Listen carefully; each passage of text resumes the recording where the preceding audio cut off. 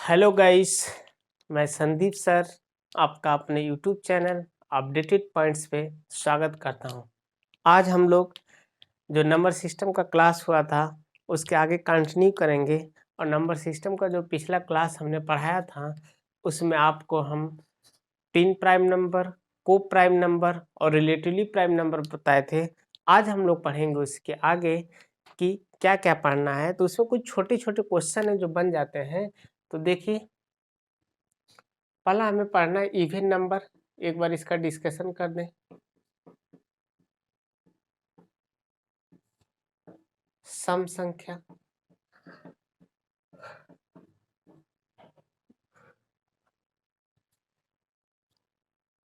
तो सम संख्या क्या है? तो सम संख्या का मतलब ये है कि जो कोई भी संख्या दो से विभाजित हो वो सम संख्या कहलाती है। तो इस पे क्वेश्चन क्या आएगा, मेन चीज डिफिनीशन तो पूछेगा नहीं। इसमें जो पहला क्वेश्चन होगा कि सबसे छोटी सम संख्या कौन है। सबसे छोटी सम संख्या, तो सबसे छोटी सम संख्या दो होगी।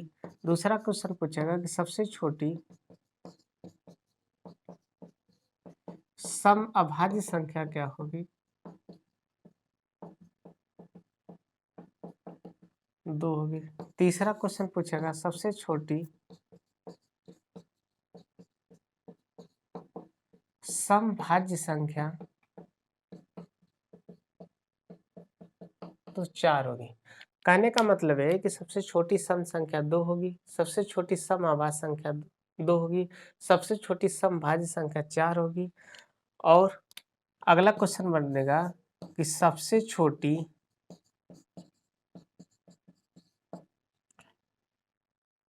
परिपूर्ण संख्या, सबसे छोटी सम परिपूर्ण संख्या जिसे हम लोग कहेंगे परफेक्ट नंबर,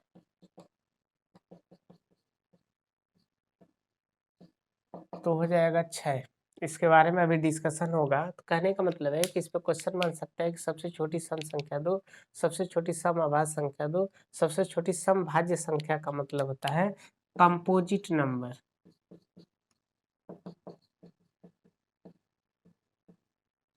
तो सबसे छोटी समभाज्य संख्या यानी कंपोजिट नंबर 4 हो जाएगी, सबसे छोटी सम परिपूर्ण संख्या 6 हो जाएगी, यानी सबसे छोटी परफेक्ट नंबर कितना हो जाएगा? 6 हो जाएगा।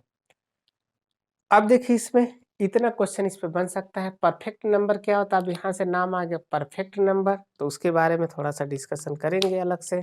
तो परफेक्ट नंबर है क्या? तो देखिए, उससे पहले हम लोग समझ लेते हैं विषम संख्या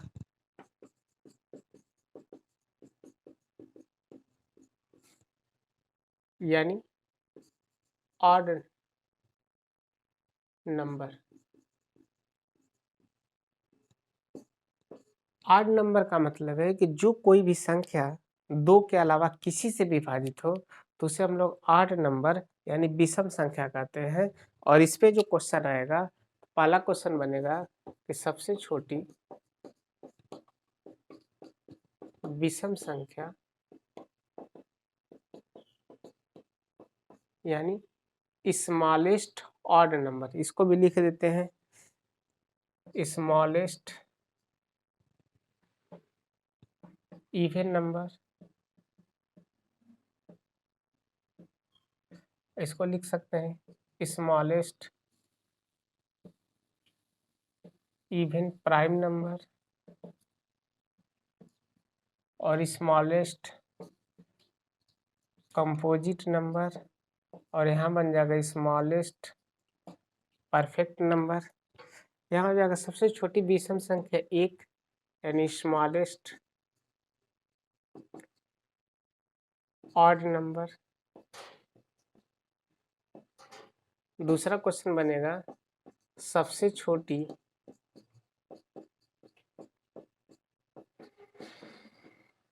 विषम अभाज्य संख्या, तीन हो जाएगा यानी स्मॉलेस्ट ऑड प्राइम नंबर।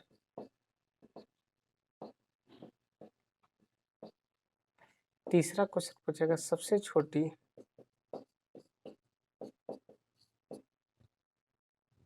विषम सबसे छोटी विषम भाज्य संख्या यानी स्मॉलेस्ट कंपोजिट नंबर यानी ऑड कंपोजिट नंबर, तो ये 9 हो जाएगा। इतना क्वेश्चन इससे लेके आपको पूछेगा कि स्मॉलेस्ट इवन नंबर क्या है, स्मॉलेस्ट ऑड नंबर क्या है और स्मॉलेस्ट कंपोजिट नंबर क्या है। इतना चीजें उसको पूछेगा आप। अगला क्वेश्चन हम लोग पढ़ेंगे कि कंपोजिट नंबर क्या है, भाज्य संख्या क्या है। इसके बारे में थोड़ा समझ लेते हैं।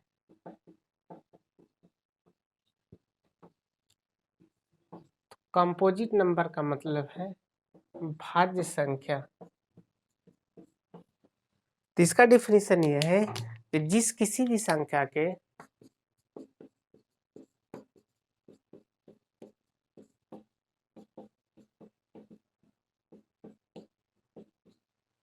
दो से अधिक फैक्टर हो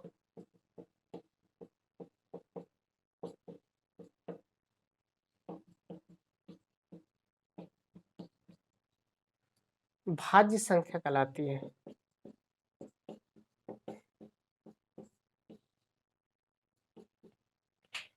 कंपोजिट नंबर कहलाती है।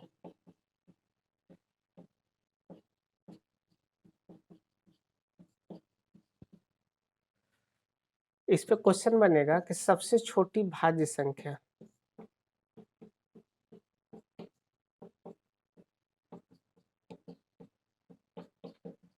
यानी स्मॉलेस्ट कंपोजिट नंबर।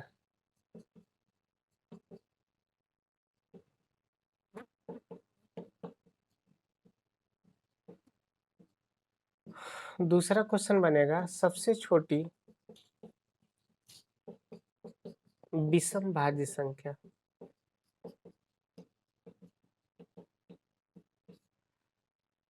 टी हो जाएगा 9 यानी स्मॉलेस्ट ऑड कंपोजिट नंबर।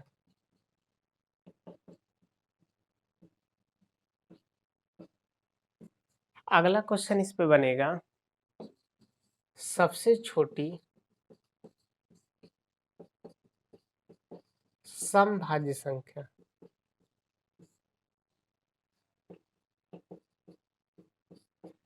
तो हो जाएगा 4 यानी स्मॉलेस्ट इवन कंपोजिट नंबर।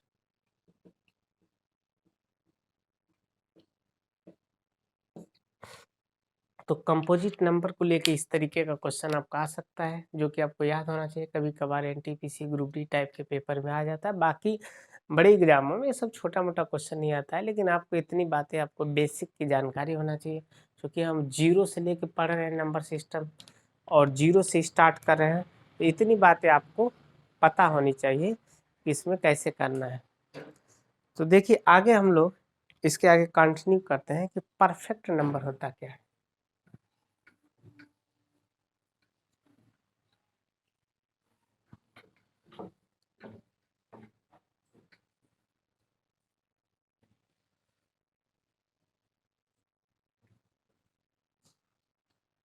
देखिए परफेक्ट नंबर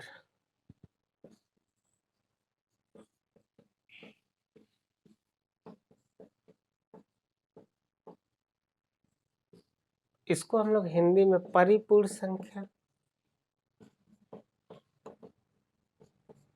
या पूर्ण संख्या के नाम से कह सकते हैं। इसका डेफिनेशन लिखिए। देखिए परफेक्ट नंबर का मतलब होता है कि यदि किसी संख्या का गुणनखंड किया जाए यानी फैक्टर किया जाए और उनको ऐड करने पर स्वयं वह संख्या आ जाए, तो उसे हम लोग परफेक्ट नंबर कहते हैं। इसका डेफिनेशन, यदि किसी भी संख्या का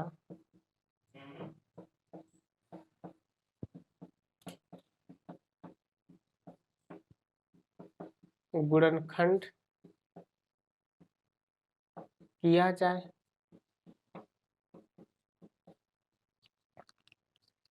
यदि किसी भी संख्या का गुणनखंड किया जाए और उनके गुणनखंडों को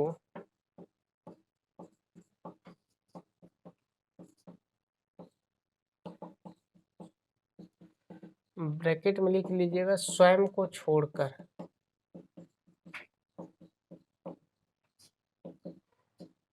जिनके गुणनखंडों को जोड़ा जाए यानी ऐड किया जाए तो वह स्वयं संख्या आ जाए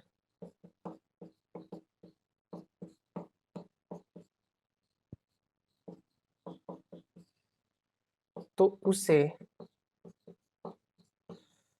पूर्ण संख्या या परिपूर्ण संख्या कहते हैं।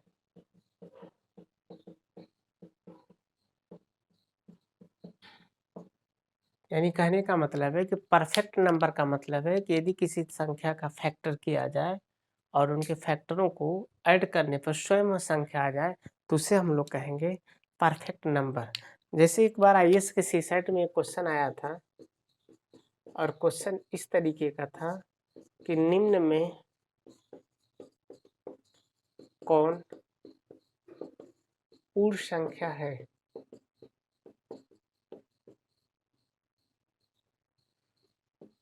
पहला ऑप्शन था 6, बी नंबर था 9, सी नंबर था 7, डी नंबर था 8।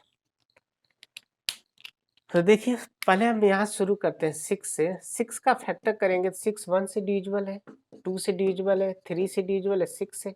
इनके फैक्टर को ऐड किया जाए तो 1 + 2 + 3 यानी 6। हमने लिखा है कि स्वयं को छोड़ कर, यानी 6 का फैक्टर स्वयं 6 भी होगा तो इसको छोड़ के ऐड करना है। तो 3 + 2 + 1 6, तो ये परफेक्ट नंबर है। 9 को फैक्टर किया जाए तो 9 का फैक्टर 1 3 9, तो इसको ऐड करेंगे तो 1 + 3 = 4 आ जाएगा, तो ये परफेक्ट नंबर नहीं है। 7 का फैक्टर किया जाएगा तो 1 × 7 हो जाएगा, तो ये भी परफेक्ट नंबर से बाहर हो गया। 8 का फैक्टर किया जाएगा तो 1 2 4 और 8 हो जाएगा, इसको ऐड करेंगे 1 + 2 + 4 यानी 7 आ जाएगा, तो ये परफेक्ट नंबर नहीं है। तो परफेक्ट नंबर का मतलब ये सीधे सीधे डिफिनीशन है, यदि किसी भी संख्या का फैक्टर किया जाए और फैक्टर करने पर स्वयं वह संख्या आ जाए तो उसे हम लोग परफेक्ट नंबर कहते हैं। तो परफेक्ट नंबर में ये चीजें हैं। इस तरीके से क्वेश्चन आ जाएगा कि निम्न में कौन पूर्ण संख्या परफेक्ट नंबर है, तो 6 हो गया। अब देखिए परफेक्ट नंबर होते क्या क्या है तो उसके बारे में हम लोग डिस्कशन करेंगे। तो देखिए, तो परफेक्ट नंबर का डिस्कशन आगे करते हैं। तो देखिए परफेक्ट नंबर में हम लोग देखेंगे कि एक अंक की सबसे छोटी पूर्ण संख्या या परिपूर्ण संख्या क्या है, तो 6 है। 2 अंकों की पूर्ण संख्या परिपूर्ण संख्या परफेक्ट नंबर 28 है। 3 अंकों की पूर्ण संख्या परिपूर्ण संख्या 496 है। 4 अंकों की पूर्ण संख्या परिपूर्ण संख्या परफेक्ट नंबर 8128 है। ये पॉइंट आपको याद रखना है जो कि आपके लिए इम्पोर्टेंट है। तो देखिए सबसे छोटी पूर्ण संख्या 6, 6 का हमने बताया। परफेक्ट नंबर का मतलब हमने आपको समझाया कि यदि किसी भी संख्या का फैक्टर किया जाए और फैक्टर करने के बाद स्वयं वह संख्या आ जाए तो उसे हम लोग परफेक्ट नंबर कहते हैं।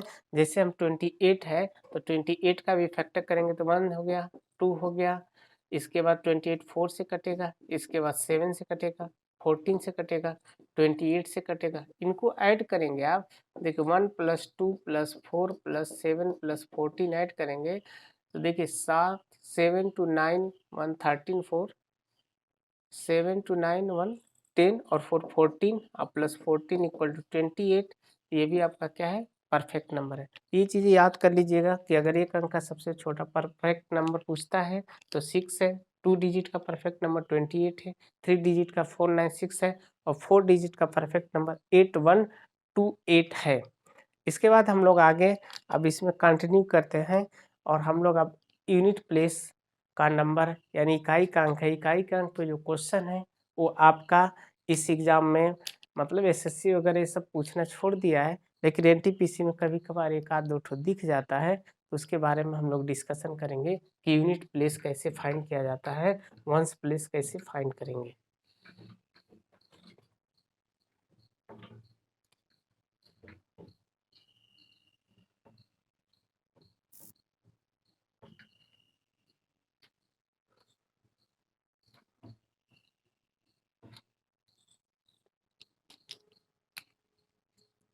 यूनिट प्लेस यानी इकाई का अंक ज्ञात करना।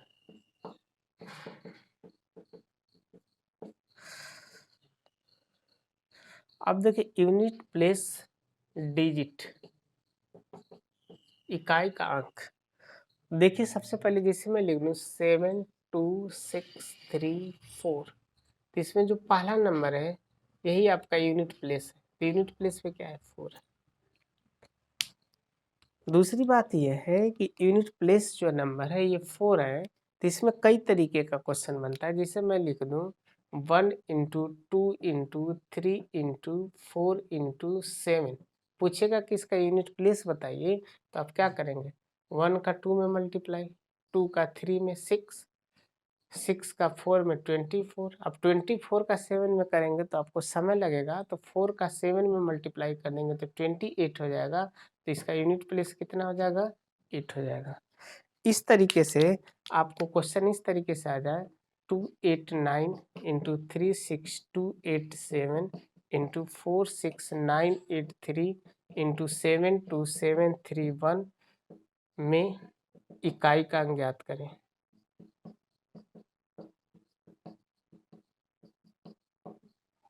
इस तरीके का क्वेश्चन आ जाएगा। तो सबसे पहले इनका यूनिट प्लेस का नंबर लिख लीजिए, यहाँ से 9, यहाँ से 7, यहाँ से 3 और यहाँ से 1। 9 7 का 63, यहाँ से 3 का मल्टीप्लाई करेंगे 9, 9 का 1 में मल्टीप्लाई करेंगे 9, तो इनका यूनिट प्लेस या वंस प्लेस का वैल्यू कितना हो जाएगा 9। तो मल्टीप्लाई वाले में इस तरीके से हम लोग यूनिट प्लेस फाइंड करते हैं। दूसरी बात यह है कि एक कंडीशन होती है 5 को लेके, जब कभी भी आपका यूनिट प्लेस, तो इस पे क्वेश्चन आपका एक आठ हो, ग्रुप डी का अगर 10 से 12 सेट का पेपर होता है तो एक आध दो सेट में इस टाइप का दिख जाएगा नंबर। अब देखिए 5 नंबर जो है, 5 की थोड़ी सी अलग विशेषता है।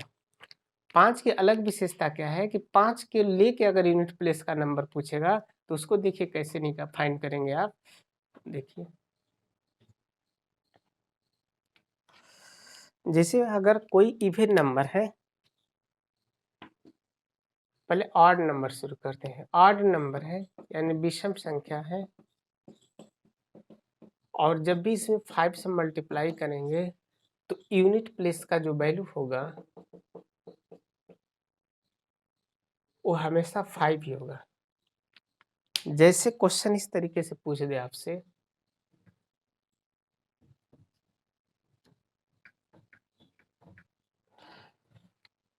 क्वेश्चन इस तरीके से आ जाएगा कि 373 इंटू 561 इंटू 469 इंटू 7275 में इकाई का अंक ज्ञात करें।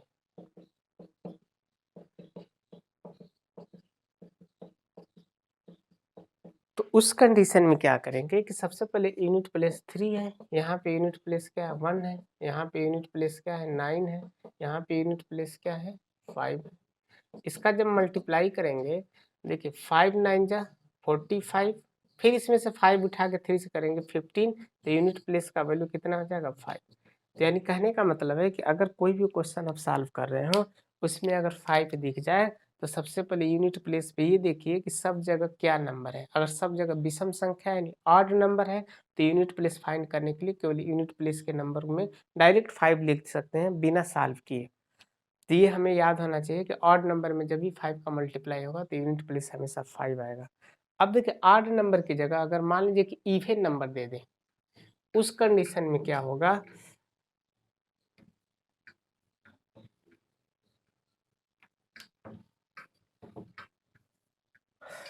तो देखिए इसमें इवन नंबर दे दें,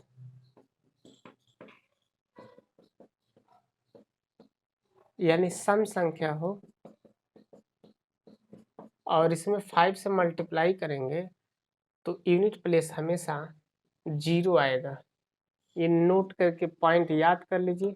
और इस पे क्वेश्चन इस तरीके से आ जाए कि 286 इंटू 5613 इंटू 28972 इंटू 5635 में इकाई का अंक ज्ञात करें।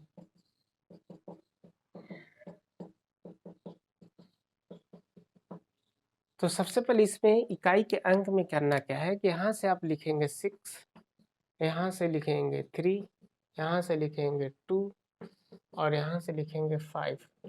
5 का 2 में मल्टीप्लाई करेंगे 0, 0 का किसी भी नंबर मल्टीप्लाई होगा तो 0 होगा, तो जो इकाई का अंक हो जाएगा वो 0 हो जाएगा। तो इवन नंबर में जब भी कभी 5 से मल्टीप्लाई करेंगे तो यूनिट प्लेस का वैल्यू 0 होगा और इस तरीके से होगा। अब देखिए क्वेश्चन इस तरीके से आ जाएगा, मतलब कि कहने का मतलब कि ये याद होना चाहिए कि सम संख्या में 5 का मल्टीप्लाई करेंगे तो 0 आएगा। तो इस तरीके से आप कर सकते हैं। आगे देखिए हम लोग क्या करेंगे इसमें कि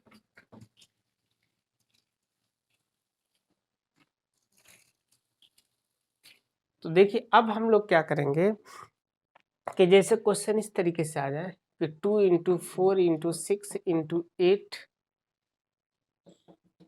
डॉट डॉट डॉट में इकाई का अंक ज्ञात करें।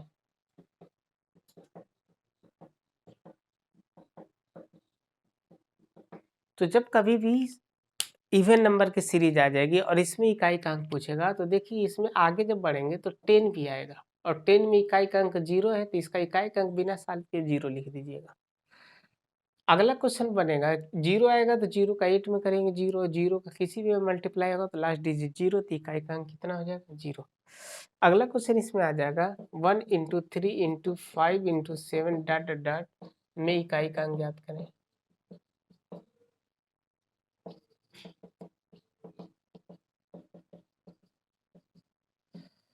तो देखिए इसमें जब इकाई का अंक आप निकालते हैं तो यहाँ पे देखिए 5 आ गया और 5 का हमने लिखा है कि 5 का किसी भी विषम नंबर में अगर मल्टीप्लाई हो, विषम संख्या में अगर मल्टीप्लाई करेंगे तो इकाई का अंक 5 आएगा। इसका मतलब है कि इसमें इकाई का अंक कितना हो जाएगा, तो इकाई का अंक आपका 5 हो जाएगा। तो ये चीज़ें आपको सीरीज इनफाइनाइट तक दे देगा। तो इस तरीके से करेंगे। अब देखिए फैक्टोरियल के टर्म में कैसे इकाई का अंक ज्ञात किया जाता है, थोड़ा सा उसका डिस्कशन कर लेते हैं कि फैक्टोरियल के टर्म में इकाई का अंक कैसे फाइंड करेंगे। तो देखिए फैक्टोरियल का नोटेशन पहले समझते हैं। देखिए फैक्टोरियल का दो नोटेशन, एक ये होता है एक ये। तो किताबों में अक्सर ये मिलेगा, पेपर में मिलेगा तो ये मिलेगा, लेकिन अपनी सुविधा के लिए हम इसको बनाते हैं। अब देखिए जैसे फैक्टोरियल में इकाई का अंक पूछता है तो फैक्टोरियल नोटेशन समझते हैं कि जैसे मैं लिख दूं फैक्टोरियल 1 या फैक्टोरियल 1, इस तरीके से दोनों में से कोई एक लिखा रहेगा। तो फैक्टोरियल 1 का मतलब है 1 इंटू 1, फैक्टोरियल 2 का मतलब है 2 इंटू 1, फैक्टोरियल 3 का मतलब है 3 इंटू 2 इंटू 1, फैक्टोरियल 4 का मतलब है 4 इंटू 3 इंटू 2 इंटू 1, फैक्टोरियल 5 का मतलब है 5 into 4 into 3 into 2 into 1, factorial 6 का मतलब है 6 into 5 into 4 into 3 into 2 into 1।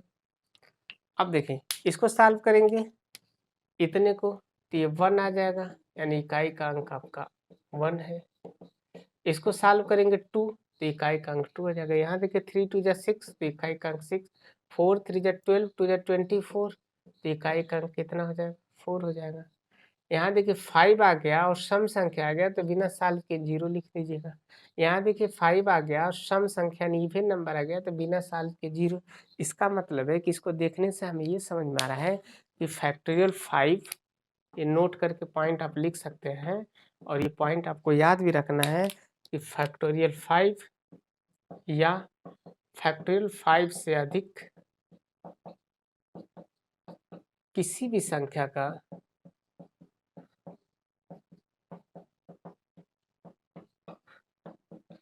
इकाई का अंक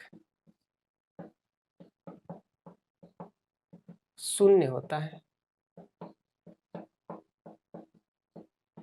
अब क्वेश्चन इस तरीके से आ जाएगा कि फैक्टोरियल 7 8 9 में इकाई का अंक ज्ञात करें।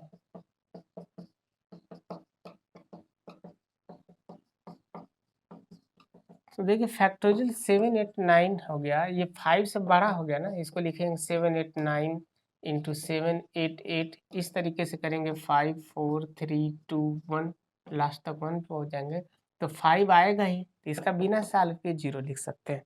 देखिए आज हम आप लोगों को दिखाए कि फैक्टोरियल में भी इकाई का अंक पूछ सकता है क्वेश्चन, और इस तरीके से अगर पूछता है तो ये हमारा करने का तरीका होगा। अब हम लोग समझें कि पावर के टर्म में कैसे इकाई का अंक ज्ञात किया जाता है। तो थोड़ा सा पावर को लेके हम लोग समझते हैं। तो देखिए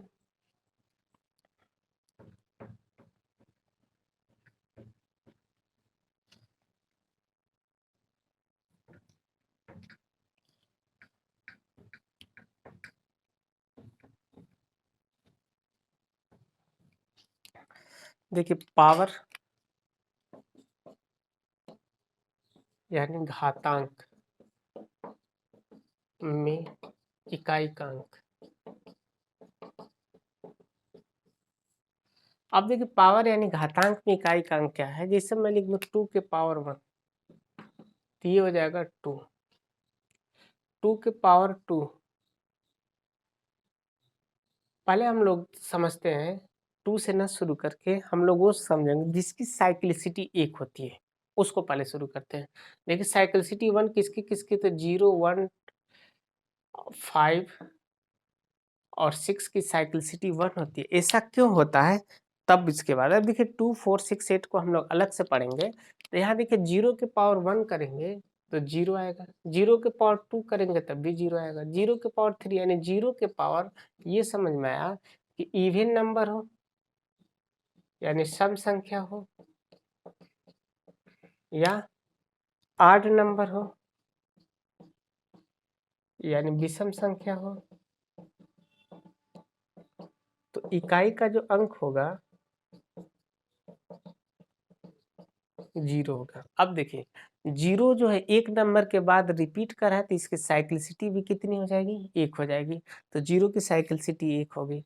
अब देखिए 0 के बाद हम लोग 1 के बारे में समझेंगे। 1 के पावर 1 1, 1 के पावर 2 1, 1 के पावर 3 1, यानी 1 के पावर भी इसकी भी साइक्लिसिटी 1 होगी, क्योंकि एक नंबर के बाद वो रिपीट कर रहा है तो वही उसकी क्या है, साइक्लिसिटी है। देखिए 1 के पावर इवन नंबर दे यानी सम संख्या दे या ऑड नंबर दे यानी विषम संख्या दे,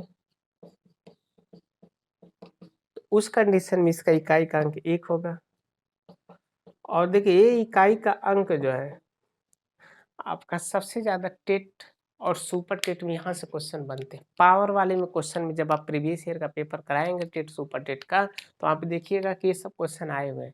इसलिए जिन लोगों को टीचिंग एग्जाम देना है, प्राइमरी स्तर का टेट सी टेट देना है, सुपर टेट देना है, इसको ध्यान से पढ़ेंगे। अब देखिए 0 1 के बाद आता है 5, तो 5 के बारे में समझिए। 5 के पावर 1 को लिखेंगे 5, 5 के पावर 2 को लिखेंगे 25, 5 के पावर 3 करेंगे तो 1 2 5, यानी क्वेश्चन है कि 5 के पावर सम संख्या हो यानी इवन नंबर हो या विषम संख्या हो यानी ऑड नंबर हो, तो उस कंडीशन में इकाई का अंक जो होगा हमेशा 5 होगा। इकाई का जो अंक होगा वो 5 होगा। इसके बाद हम लोग 6 के बारे में बात कर लेते हैं। देखिए 6 के पावर 1 लिखेंगे 6, 6 के पावर 2 लिखेंगे 36, 6 के पावर 3 लिखेंगे 216। इसका मतलब है यहाँ इकाई का अंक हर जगह 6 ही आ रहा है, तो हम कह सकते हैं 6 के पावर सम संख्या हो यानी इवन नंबर हो या विषम संख्या हो यानी ऑड नंबर हो। उस कंडीशन में जो इकाई का अंक होगा वो 6 होगा। तो यहाँ पे देखिए 4 संख्या ऐसी है कि 0 1 5 6 इनकी साइक्लिसिटी 1 होती है। यहाँ से क्वेश्चन बनेगा कि इनके पावर कुछ भी दिए, इवन नंबर हो या ऑड नंबर हो, हर कंडीशन में इनका इकाई का अंक वही संख्या होगा यानी रिपीट नहीं करेगा। तो 0 1 5 6 के अंदर जो भी नंबर है तो उसको हम लोग ये कह सकते हैं कि इनकी साइक्लिसिटी 1 है। और 1 होने, अब देखिए हम लोग इस पर क्वेश्चन कैसे आएगा, तो क्वेश्चन इस तरीके से आ जाएगा 2865 के पावर 289 इंटू 36287 के पावर 5641 इंटू, यहाँ 0 कर लीजिए, 36281 के पावर 62989 इंटू 56428 के पावर 62896 में इकाई का अंक ज्ञात करें।